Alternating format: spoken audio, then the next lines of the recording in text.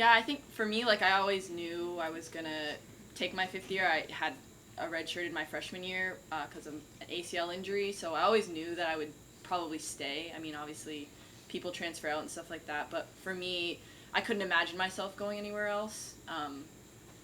Columbia feels like home to me. The people here are, like, people that will be in my life forever, so I honestly couldn't imagine going and finishing off my college career anywhere else. I wouldn't want to, so, yeah.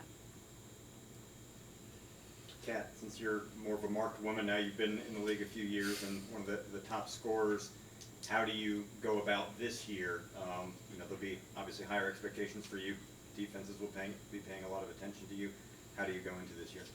Yeah, I'm really excited, honestly, just to both be an upperclassman and kind of take that role on. I feel like it gives me an opportunity to kind of step up on this team and lead in kind of different ways than maybe my first 2 years. I also think my freshman and sophomore years were both a little bit weird years to kind of come in. I came in during that COVID season where we didn't even know if we were going to play. And then I had an injury during the season last year that kind of provided some ups and downs. So I'm really looking forward to this year.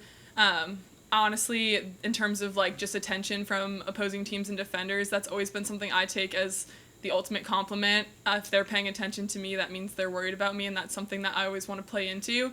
And the coaches touched on this, but I love scoring goals. I love to kind of like be that center point on the attack, but I love making those around me better more than anything. And so I think that when I have all that attention on me, it provides opportunities for me to set my teammates up to play roles in other ways on the team as well. And so hopefully I can kind of divert some of that attention and use it to create opportunities for my teammates, for some of the other players, and then also have that come back and they'll do the same for me. So I'm looking forward to it. I want to step into a bigger role, and I want to have a better year than I even had the first two.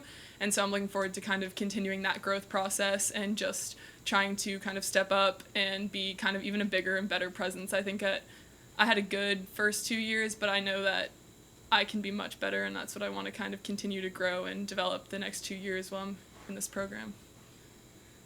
For both Jyllissa and Cam, we talked a bit with the coaches about just the defensive identity of this team and how good this program's been on that back line. Just how much pride do y'all take in that and wanting to continue that into this year? Yeah, this is something we talk about a lot, me and Cam, actually. Like, as defenders, I think with our team, like, our pride goes into basically doing anything we can to not let the ball go in the back of the net. Like Jamie said, I think there were some disappointing games last year that we gave up more goals than we thought we should have, or gave up goals that we normally don't as a program. So I think that's like one thing we want to focus on this year is more shutouts for us and for our goalkeepers. For me, I'm just as happy as a win and also to get a shutout. The win's not as good for me without a shutout as a defender. So I think, yeah, like we're very prideful, and, we'll do anything to not let the ball go in the back of the net. Doesn't really matter what it is. Yeah, in addition to that, me and JR are really excited to have each other back in the back line, but we're also really excited about the new freshmen that came in. They've kind of fit in seamlessly, and we're really excited, and we hope that we can reach those goals with them, and also having us as voices back there. For all four of y'all, Shelly talked about, kind of the sting of coming up so close to getting to the College Cup, falling in the quarterfinals. From y'all's perspective, how much more of a hunger do you feel like you have going into this season to finish the drill this year? I mean, I think I can speak for all of us and say that we want it so bad, especially there's steps to the season. We want to have a good, out-of-conference season first, and then the first step is winning the SEC regular season championship. That's something I've wanted to do since I've come here, and we haven't. We've been, one game off, 2 or 3 times, which hurts more than anything, honestly.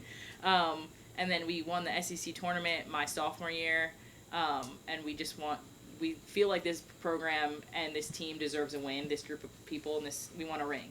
And I feel like you said, we've gotten so close. We got to the Elite 8, and we could have gotten to the Final Four. The Elite 8, they say, is the hardest game to get through because, you're that close to getting to the Final Four. But we're hungry for a ring this year because we feel like we deserve it as a group. Yeah, I would say going off of that, just something, I'm a little bit younger than these guys, so they've all been here for an SEC championship, and as someone as the beginning of that next generation of players to come through, they've set the precedent. The girls who've come before all of us have kind of set that precedent in this program, and the standard that we have is winning championships. It's competing for the SEC every single year. It's competing to be in the College Cup. And the kind of bar that we've tried to raise, and a lot of our conversations this offseason started with kind of this group that's here, and we've bled it out into our entire team, the new recruits, the freshmen, everyone who's involved, is that, we want to raise our habits. we're not just aiming for SEC championships. We don't want just like being great in the SEC to be like the habit anymore. We've been a good team for a long time now, and we want to raise that bar and become a great team, and we want to break that barrier that we feel like we're so close up against. And I think that those have been the conversations that we've had about those habits that are going to take us from being a good team to a great team. And so it's little things we're doing every day, you know, pushing ourselves through one more rep, one more set of a drill in practice, the standard that we hold each other to in the locker room, the way we hold each other accountable, the way we talk to each other, the relationships that we all have as a team, and bringing in that new class of freshmen. We feel like we have an opportunity this year with some experience coming back with all of us, with being so close last year in my freshman year to SEC and College Cup, that we can go out this year and we can do something special. We know we're capable of it, and we know that it's just going to take making a step forward to do it, and it's going to be hard. It's not going to be easy. Things are going to go wrong. There's always ups and downs in a season, but we feel like this group's capable of it, and we feel like it's time for this program to take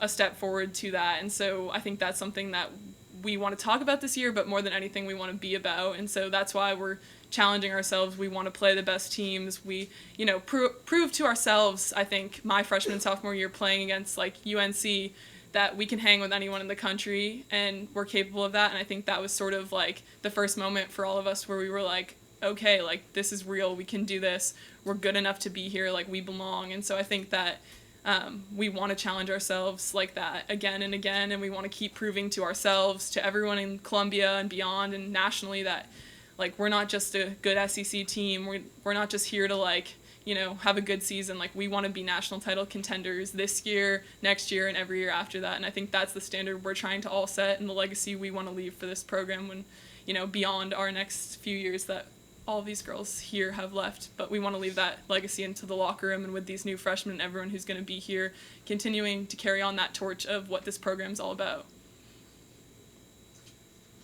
For all four of you, if anyone wants to answer this one. I mean, we've heard from other players in the past when they've seen other teams win championships or get the buzz, they can feel it for their sport. With everything going on with the buzz with football, we saw with women's basketball and of course men's basketball. Can you guys feel that excitement, and how much does that motivate you guys now, especially with women's sports, seeing that the city does get behind their women's program, especially when they're winners? Yeah, I think we joke about that all the time, is the fact that we're kind of a women's sports school. Our women's sports tend to have a history of, you know, doing well in SECs and doing well in like their national tournaments. So I think for us, like seeing the women's team win their national championship was huge for us to watch them go and do that. And I think Don Staley talked about, you know, the players on the bench that meant everything to the team, and thanked them first for their efforts. And that's kind of the legacy that like we want to implement here too, that everybody matters and everybody contributes to a championship. And then yeah, for the women's sports aspect, like our program has a really good history, and I think on the national level we don't really get that buzz as much as we should. So I think having that support from everybody in Columbia is huge, that like people here, even professors or students, like they support women's soccer, they support women's sports here. So I think all of that goes hand in hand in helping us be successful on the field. I think it's kind of funny, actually, when that women's basketball national championship was happening, our whole team actually watched it right here in this lounge. And I went with Sam and JY. We went to the fountain afterwards, like everyone else in Columbia, I think, to go celebrate. And we were in that car, and it was actually kind of one of the first times where we were like, you know, we're the next closest team to that on campus. Like, we were in the Elite Eight. Like, we are right there. Like, what's stopping us from being here next year? Like, we want this moment, and we want it for us. And that showed to us that, like, Columbia will show out. Columbia will have our back in those moments if we can get there. And I think that was, like, one of the times that, like, really, like, the three of us were all in that car. And I remember, like, talking about it and being like, we are capable of doing this, and we want this so bad for us and for this city. Like, just how amazing that was and how celebrated that team I know felt, and just, like, the whole city, how special that was to them. And so I think in that moment, that was just a really cool kind of moment where we all realized, like, this could be us, and we want this to be us. And so it's kind of like a funny story, but I know, like, hopefully someday we can look back and be like, that was kind of one of the first things that, like, started this, like, big step forward for us. Yeah. I think you also, like, you talk about the buzz with, like, women's soccer and, like, all in this school, but I think it's kind of becoming, like, an international buzz with women's soccer. Like, the Euros with England just winning, 87,000 people in the stadium. The U.S. and England are playing in October, and they sold out the stadium of 90,000 in 24 hours. So that's something that's never happened before. And for us, it all trickles down. It's like a big trickle down effect, even though it's obviously in England, but it's like all these girls and all of us are now looking at them like, okay, we can be there someday in Wembley Stadium or in a stadium here where there's 90,000 people watching us, where it's not like we're begging for people to come watch us and support us. Like, you joke about it, and it's like, what would actually happen if people invest in women's sports, and they're showing it to us on a big scale. Like, even this event here, this is something that I've never done, and it's my 5th year here. So, like, it's nice to feel that, like, your town and your people are investing in you so you can produce for them on the other end. And it's not just, like, a one-way street, you know. Off of that, for any of you that want to talk about it, we talked about just the culture, the family of this team. I've noticed that probably more than any other team that I've seen, y'all are very outspoken on things like the growth of women's sports, mental health and women's rights, all those kinds of things. Just how important is it that you have that kind of support circle here and the culture of this program that you feel comfortable in being able to voice those kinds of things? Yeah, we do take a lot of pride in mental health, and that's like a priority for our team, especially over the past few years with some tragic events that have happened on our campus and nationally. So we do make sure mental health comes first. Yeah, it's great to kick around with the team and play sport, but like, we are people, and we think that's a very important part of being a student athlete, is being a whole person, and people go through things, and so it's good to like have a tight-knit group like this that we can always lean on. And also the university has great resources for all of us, and we make sure everyone's aware of that. Yeah, I think it's like a testament to the coaches, honestly. Like, we have all gone to them with things that we think we need to speak out on, or things that we are really important to us, and like, we make shirts for them, we have meetings about them, we've had like diversity, inclusion, and equity meetings and trainings for us and the coaches, which is something that's really important to us. And I think it just kind of plays into like the intersectionality of things that one can't go without the other. Like, people say to separate those things from sports, but we're people and we're women. How can you separate our rights from something that we're doing? So I think because our coaches are so supportive of us, we feel like we can talk to each other, we can talk to them, we can talk to everybody about it. And like you said, it's really important to us that we're treated equally, like to men's sports here and men's sports everywhere, because we believe that we're just as important and just as good as them. So I think, like I said, it comes from the coaches and comes down to us, like, that we're so confident in coming and speaking out about it to anybody who asks, honestly. Yeah, and part of that, like, family atmosphere that we talk about is, like, being able to have those tough conversations, and I think we really pride ourselves on that. Everything that's happened over the last 2 to 3 years that I've been here, like, this team's not been afraid of, like, having tough conversations. We want to, like, sit down, talk about things, like, get everyone's thoughts out, and I think that that's been a huge thing. And just kind of seeing, like, these girls and being around, like, especially, like, these 3 who I'm sitting with, they've definitely shown me, like, how to use my voice and, like, that I have a platform. And I personally feel like even if it's not the biggest platform in the world, I have a responsibility to those that look up to me, those that follow me, to speak up on things when it's wrong. And so I'm not going to sit here and just let, like, everyone be like, oh, yeah, she's a soccer player, whatever. Like, these are big issues. And like JY said, like, things like women's rights, racism, anything like that that's going on, especially in South Carolina, I feel like I have an obligation to use my platform to speak up for what's right and use my voice for those that don't always have maybe the same opportunities or the same platform that I do. And so I think that this team has given me the confidence to be able to feel like that I can do that and be backed up by them, be backed up by our coaches. And I think over the last few years, that's something that I've learned, grown into, and now I feel like is something that I really pride myself in, not being afraid to, like, speak up when things are wrong. Like the definition of a student athlete, obviously a captain here for the soccer team, but then you just got a position as the assistant sports editor at the Daily Gamecock. You're still pursuing your degree. So for you, when you're playing the #1 team in the country in Florida State one day, and then the next day you're turning around and editing an article for the Daily Gamecock, how do you manage all of that and still do the things outside of this program, but still stay, top tier defender within the program too? Yeah, so it's a lot of organization, a lot of planners. I have about 3 calendars in my room. But I mean, despite that, like, I think if you love something, you make time for it. So for me, I really like what I'm doing with writing and what I'm doing with the Daily Gamecock, and it's something I love doing. So I just find blocks in my schedule when I can make events, when I can cover games, when I can edit. I make sure if I have a game then a couple of days away, I get things in, turn them in early, just because I know my schedule ahead of time. So But yeah, soccer's important to me, and my career in writing and Daily Gamecocks is important to me, so I just make time for it. And it doesn't seem too bad because I feel like I'm not working when I'm doing it because I'm having fun. Which do you prefer, the mic pointed at you or being the one holding the mic? Holding. Holding, for sure. We've had a few photo shoots the past 2 days, and she was like, I want to be someone on the other side of the camera. I know, the whole time I wanted to be like, oh, can you teach me, like, camera stuff? Like, I don't want to be the one over here, but it was refreshing to do it for one day. Sam, we talked about the growth of women's sports. For you, coming from a country, I don't think Canada has a professional league. Just how valuable is it to have a program like this? You get a plan to kind of try and keep your career and keep it growing.